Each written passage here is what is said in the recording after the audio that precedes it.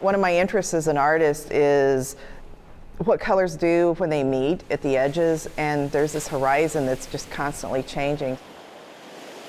My more current work, I'm dealing with waves. I visualize this as being the life of this being, I watch it come and go. It's always light. I want them to glow. I want them to feel really luminous. I paint these with a rag on my finger, so it's my hand mimicking the gesture of the wave. The way I work is I do a lot of stuff from the photograph to then messing around with it in Photoshop and then transferring it to a big panel. And so that's all part of painting, but it's not the actual applying the paint. But what if you weren't doing painting? What if I weren't doing painting? What's your second? I don't have one. Whenever I'm out there, I'm making images in my head. It's just, it's a movie that I'm storing there and making reference imagery for something later. In 1994, for our 10th anniversary, we bought a canoe, and then Joe read a book called Canoe Country by Sigurd Olsen, and he said, I want to go to the Northwoods.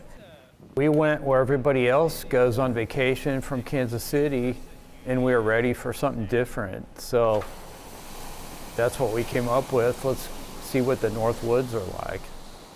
And then for me, it was on I-35.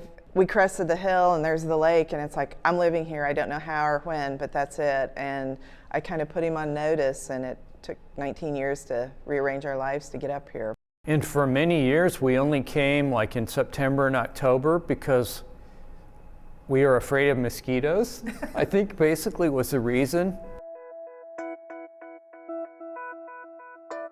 Back in Kansas City, I had an art gallery there from 1998 to 2003, and it was done kind of like this. And then when we got here, we did seek out the different galleries. For a while, I was on the board of the Art Institute, so I got that perspective. I just felt like I had something to contribute that was different than was here, but would complement things. Of our 3-state show, this is Jim Woodfill, and he's from Kansas City. This whole thing's called Signal. It's about local color, or what local color is, what the light does to the color. One of the ideas was just to bring artists here that was new to the area. So it's both a benefit to them and hopefully interesting to the people that are here. One thing I would say is emphasis on contemporary, independent of the landscape. It doesn't necessarily have to relate to the area we're in. It doesn't have to be about the lake, it can be. For instance, if you look at that piece there, that's not what that person was thinking about, but here it kind of reads like water and sky. I'm not represented by the gallery, but every so often I'll have a painting in something. The benefit to me is just I get access to really, a bunch of different kinds of intellectual attitudes or thoughts or processes about art. And so, and I don't have to go anywhere, and they're here, and I can show them the beautiful Duluth and the lake. One of the things about Duluth is it's pretty sophisticated culturally, not very far from the wilderness, and you don't have that very many places.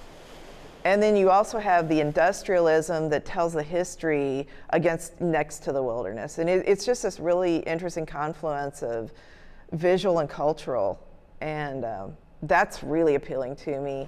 It's definitely a draw and a reason to stay here. Look at that one. The mushroom? Yeah. There was this landform that I felt humbled. It reminds us, it's like I can fight back, or maybe that's not the good word, but I'm still here and I still have a lot of power. It's kind of impervious to us, and it lets us know that in its own way.